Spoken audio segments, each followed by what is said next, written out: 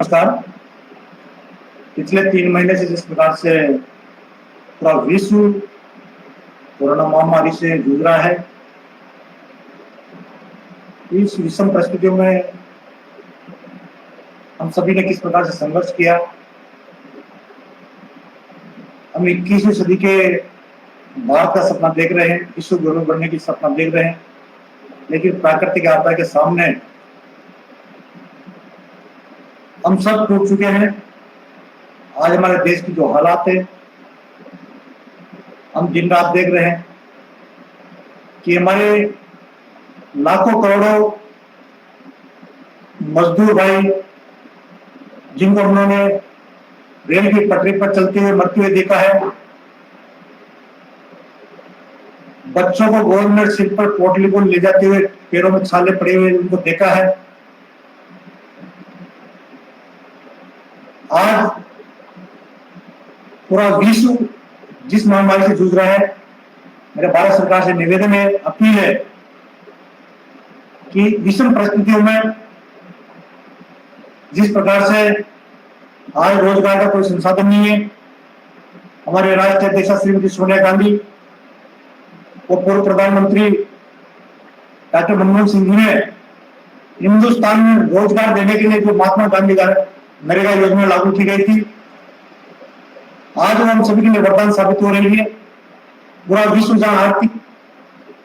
तंगी से जूझ रहा है, लेकिन महानरेगा के माध्यम से आज हमारा देश का मजदूर सक्षम होने को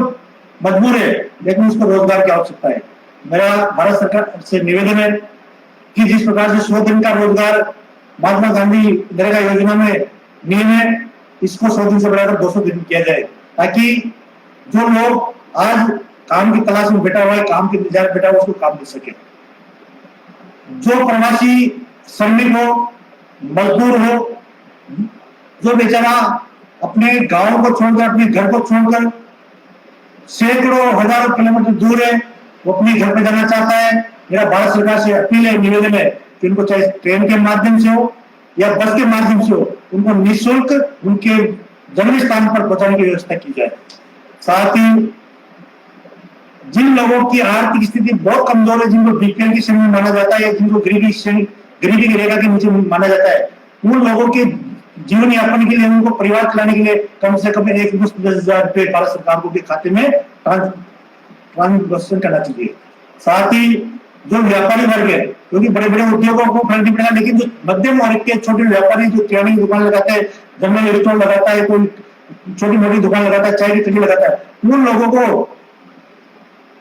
ब्याज से ऋण देकर उनको एक मुश्त वित्तीय मदद करनी चाहिए, ताकि वो अपने रोजगार को संचालित कर सके। साथ ही क्योंकि विषम परिस्थितियों में कई लोग ऐसे हैं जो धंधा करना चाहते हैं, मेहनत करना चाहते हैं, उनको रोजगार नहीं मिल रहा है, उनके लिए कुछ ना कुछ इस प्रकार के उपाय करने चाहिए। मैं राजस्थान के लोकप्रिय मुख्यमंत्री जी को निवेदन करना, धन्यवाद देना चाहूंगा कि जिस प्रकार से उन्होंने समय परिस्थितियों के अनुसार जो चीजें उनके सामने आई, जो सुझाव, जो समस्या उनके सामने आए, उनको समय समय पर उनका समाधान करने का प्रयास किया गया। आज पिछले 3 महीने के दौरान कई लोगों ने अपने परिजनों को खोया है, उन परिजनों की अस्थियां उनके घरों पर थी। हमारे लोकप्रिय मुख्यमंत्री जी ने निर्णय लेकर उन अस्थियों को गंगा में प्रवाहित करने के लिए जिस प्रकार से राजस्थान सरकार ने निःशुल्क बस सेवाएं चालू की है, इस प्रकार के पूरे देश में जिस जाति और धर्म को ध्यान में रखते हो, जिस व्यक्ति की जहां पर आस्था है, जो धर्म जिस प्रकार की आस्था रखता है, उन व्यक्तियों की अस्थियों को विसर्जन करने की भारत सरकार को व्यवस्था करना चाहिए। साथ ही लोग रोजगार को छोड़कर अपने गांव में आए हैं। रोजगार के लिए पहले जहां 33 करोड़ 40 लोग होते थे, आज लगभग 70-80 करोड़ लोग रोजगार की तलाश में। उन लोगों की भावनाओं को ध्यान में रखते हुए भी उनको रोजगार के संसाधन उपलब्ध करने चाहिए। किसान हमारा देश का अन्नदाता है, और जिस प्रकार से भारत सरकार टेलीविजन के माध्यम से, राजपेट के माध्यम से या एफसीआई के माध्यम से, तो किसान की फसल को, चाहे वो चना हो, सरसों हो, गेहूं हो, जिनकी खरीद होती है, धान की खरीद होती है, लेकिन जिस मात्रा में किसान की फसल को खरीदना चाहिए, वो नहीं खरीदना जा रहा है। समय पर उनको ना तो बारदाने की व्यवस्था की जा रही है,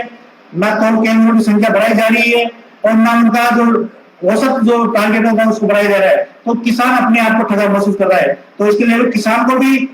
क्योंकि किसान इस देश का अन्नदाता है, किसान के ऊपर ही इस देश की आर्थिक स्थिति झुकी हुई है। अगर किसान जिस दिन हाथ खड़ा कर देगा तो इस देश की कमर टूट जाएगी। इसलिए मेरा भारत सरकार से निवेदन है कि जिस प्रकार से आपने केसीसी में केपीआर के 20 लाख हजार करोड़ का जमा किया गया, आपने घोषणा की है, लेकिन प्रत्यक्ष अप्रत्यक्ष रूप से आपने उसको लोन से जोड़ने का प्रयास किया। किसानों ने प्रत्यक्ष रूप से उनको जैसे केसीसी को उसको ब्याज मुक्त ऋण देने की घोषणा करनी चाहिए, ताकि किसान अपने आप को ठगा महसूस नहीं कर सके। तो किसान अगर खुशहाल रहेगा तो हिंदुस्तान की आर्थिक जो तंगी है वो कभी नहीं होगी, चाहे पूरा विश्व आर्थिक तंगी से जूझ रहा होगा, लेकिन अगर किसान भारत का मजबूत होगा तो भारत अपने आप में सक्षम प्रदेश होगा। ये मेरी भारत सरकार से अपील है, और साथ ही पूरे देश के नौजवान साथियों से, पूरे 135 करोड़ लोगों से निवेदन है, क्योंकि ये कोरोना महामारी एक महामारी है, और इसको आप और हम सबको संयमित रूप से स्वयं को बचाए, अपने परिवार को बचाए, समाज को बचाए, गांव को बचाए, अपने आप को सुरक्षित रहे। इस संघर्ष में हम सब मिलकर इस कोरोना महामारी को हराएंगे, ये मेरी अपील है।